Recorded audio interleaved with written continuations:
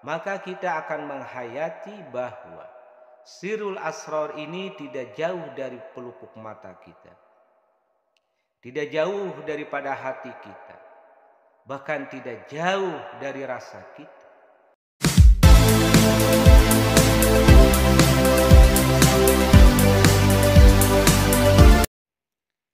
Assalamualaikum warahmatullahi wabarakatuh. Hamdan wa thana'an mutalazimaini lillahi azza wa jalla. Salatan wa salaman li rasulihil karim. Al-fatih lima uglik wal khatim lima sabaq. Sayyidina wa maulana Muhammad ibn Abdullah sallallahu alaihi wasallam. Sahabat yang dimuliakan oleh Allah, kami senantiasa mendoakan para sahabat dalam keadaan sehat walafiat. Allah limpahkan rezeki kepada para sahabat semuanya, dan terutama para sahabat semuanya senantiasa dalam keadaan berbahagia, berkumpul dengan sanak dan saudara. Sahabat yang dimuliakan oleh Allah, dalam setiap diri kita ini tanpa terkecuali biasanya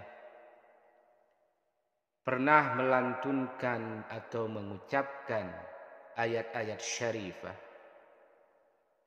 ayat-ayat yang mulia yang sering dilantunkan, diucapkan oleh para alim ulama, maupun kita sebagai masyarakat yang senantiasa rindu akan ayat-ayat Allah yang mendatangkan kesejukan, kedamaian dan kenyamanan. Ayat syarifah yang terdapat dalam surat Al-Baqarah ayat 255 yang berbunyi, A'udzu billahi minasy syaithanir rajim. Bismillahirrahmanirrahim.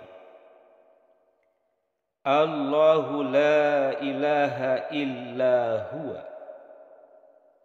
al-hayyu al-qayyum la ta'khudhuhu sinatun wa la nawm lahu ma bis samawati wa ma fil ardh Man dzalladzi yashfa'u 'indahu illa bi'idhnihi Ya'lamu ma baina aydihim wa ma khalfahum wa la yuhituna bi syai'in min 'ilmihi illa bima syaa' wasi'a kursiyyus samawati wal ardh wa la ya'uduhu hifdhuhuma wa huwal 'aliyyul 'azim.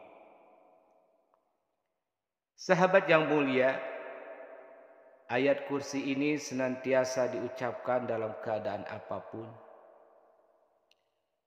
Sebagian para ulama yang senantiasa mengkaji hikmah dari ayat kursi ini memberikan catatan bahwa ayat kursi ini mendatangkan pelbagai energi bagi orang yang mengamalkan, menghayati, terutama membacakan, yang tidak pernah putus-putus dalam hidupnya.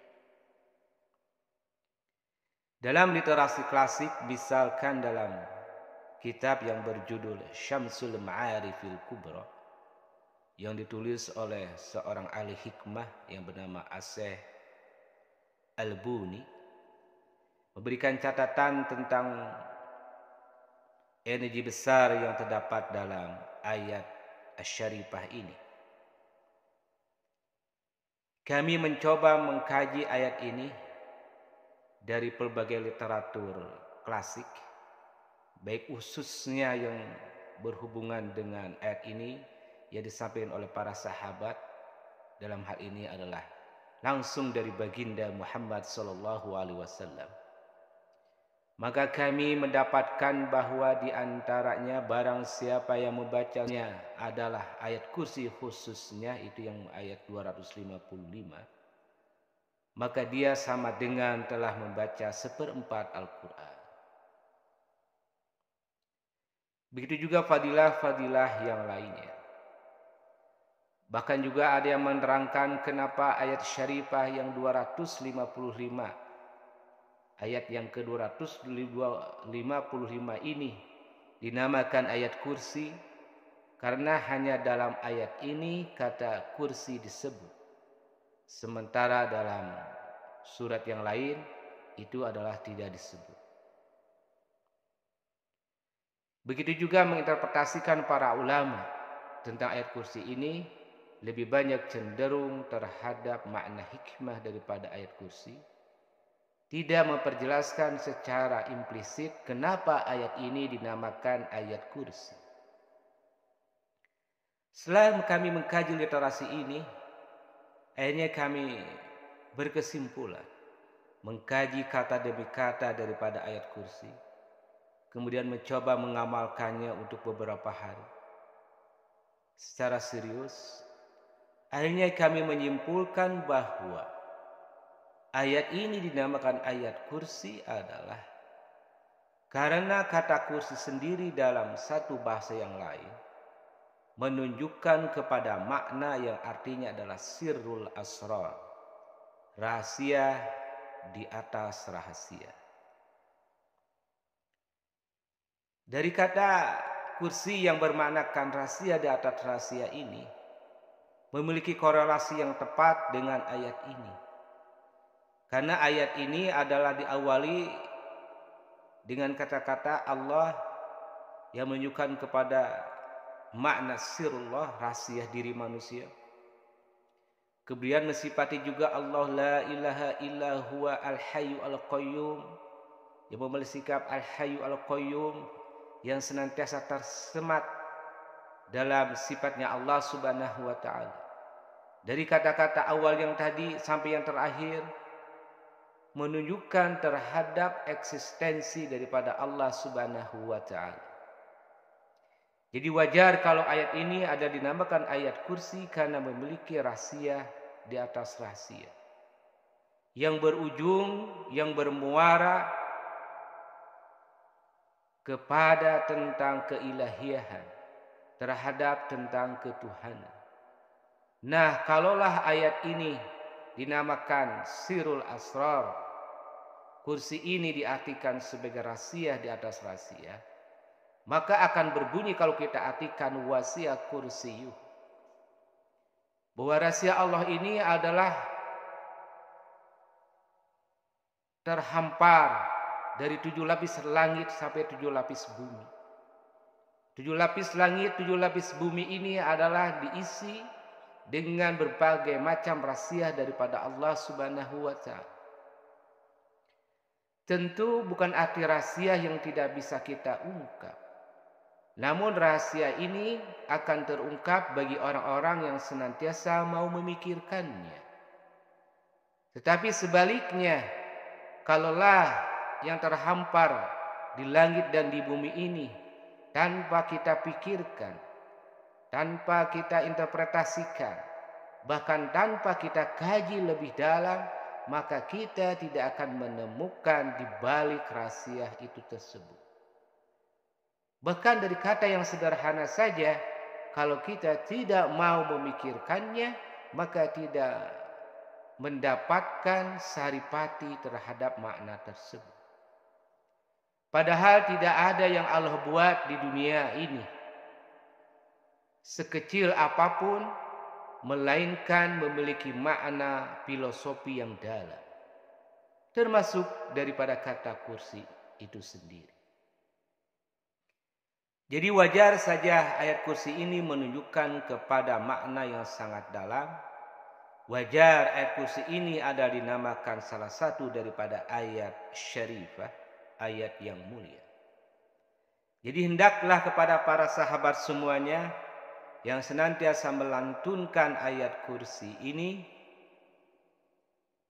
memahami lebih dalam bahwa ayat kursi ini berisikan tentang ketauhidan kepada Allah. Maka secara metik kalaulah kita mempelajarinya lebih baik, lebih dalam, maka kita akan menghayati bahwa sirul asrar ini tidak jauh dari pelupuk mata kita. Tidak jauh daripada hati kita. Bahkan tidak jauh dari rasa kita.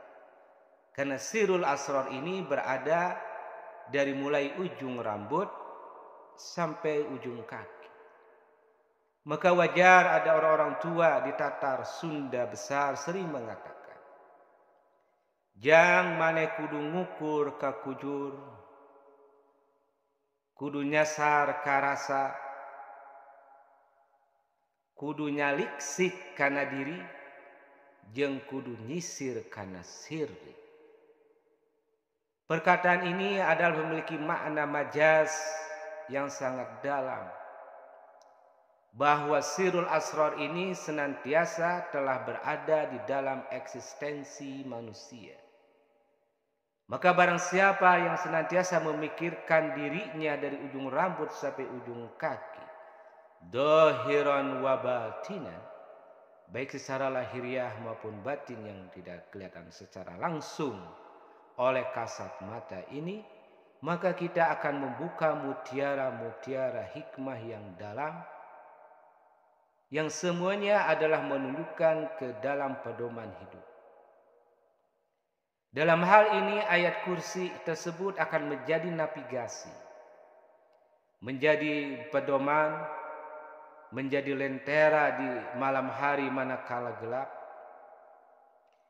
menjadi petunjuk di siang hari manakala kita sedang berjalan, memberikan kenyamanan di saat kita galau, memberikan kedamaian di saat kita sedang terhampas, terombang-ambing dengan gelombang kehidupan. Karena energi daripada ayat kursi ini tiada lain adalah mendatangkan kenyamanan, kedamaian, bahkan mendatangkan ke dalam kesukseskan dalam menuju ridho ilahi. Jadi kami semoga senantiasa mendoakan kepada para sahabat yang senantiasa cinta melantunkan ayat kursi ini. Allah turunkan kenyamanan, Allah turunkan kedamaian, bahkan Allah turunkan berbagai macam rahasia daripada ayat kursi ini untuk keperluan hidup di dunia dan untuk membuka pintu akhirat secara terbuka, sehingga kita bisa mengetahui kedalaman akhirat ini ketika kita masih hidup di dunia ini. Itu yang bisa kami sampaikan tentang ayat kursi ini. Sekali lagi kami menggarisbawahi bahwa ayat kursi ini menunjukkan kepada sirrul asrar ilahi, rahasia di atas rahasianya Allah. May ya'rifullah ya'rifu sirrahu. Barang siapa mengenal Allah, maka ia pun akan mengenal rahasia. Kami senantiasa sekali lagi mendoakan Allah bukakan pemahaman, Allah tambahkan ilmu, khususnya daripada ayat kursi ini. Wassalamualaikum warahmatullahi wabarakatuh.